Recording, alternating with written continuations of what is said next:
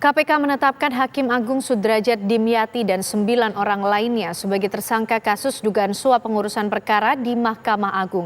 Kasus ini terungkap dari hasil operasi tangkap tangan KPK di Jakarta dan Semarang.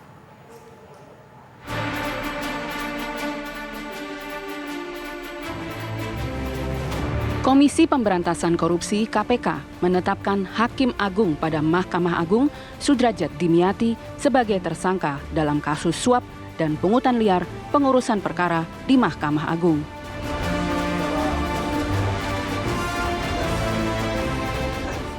Yang pertama, DY, PNS pada Kepanitraan Mahkamah Agung.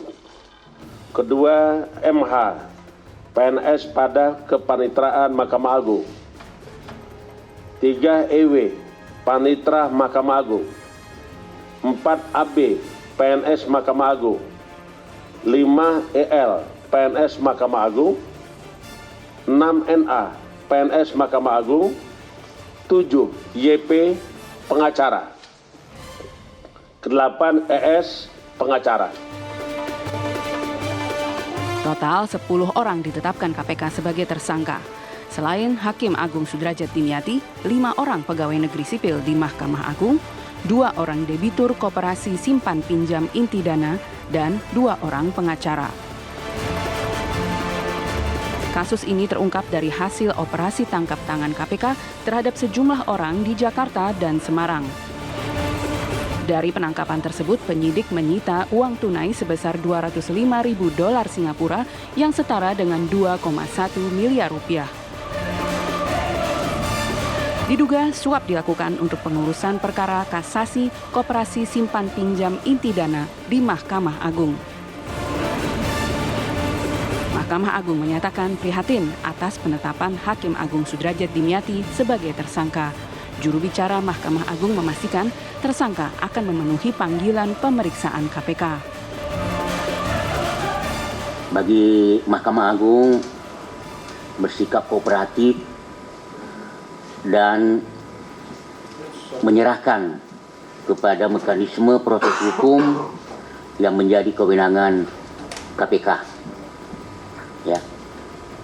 Jadi dari Mahkamah Agung kooperatif menyerahkan kepada proses hukum yang berlaku, ya.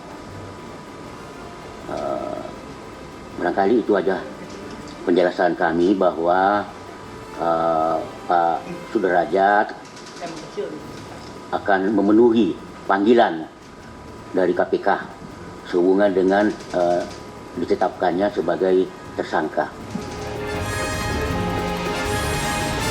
Pusat Kajian Anti Korupsi (PUKAT) Universitas Gadjah Mada menilai operasi tangkap tangan KPK terhadap Hakim Agung menunjukkan pembaruan di Mahkamah Agung belum menyentuh aspek dasar perubahan budaya dan perilaku anti korupsi.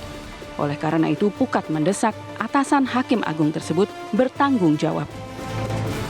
Pembaruan Mahkamah Agung harus menyentuh aspek mendasar, yaitu aspek perubahan budaya, aspek perubahan perilaku, dan aspek perubahan cara berpikir.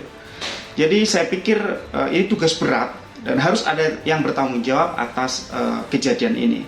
Jika seorang hakim terbukti melakukan tindak pidana korupsi, seharusnya tidak hanya bersangkutan saja yang harus diberikan sanksi, tetapi juga atasannya, yaitu dalam bentuk pengunduran diri. Mahkamah Agung juga diharap mengambil langkah serius mencegah kebocoran suap agar tidak menjadi fenomena gunung es. Dari Sleman, Yogyakarta, dan Jakarta, Tim TV One mengabarkan.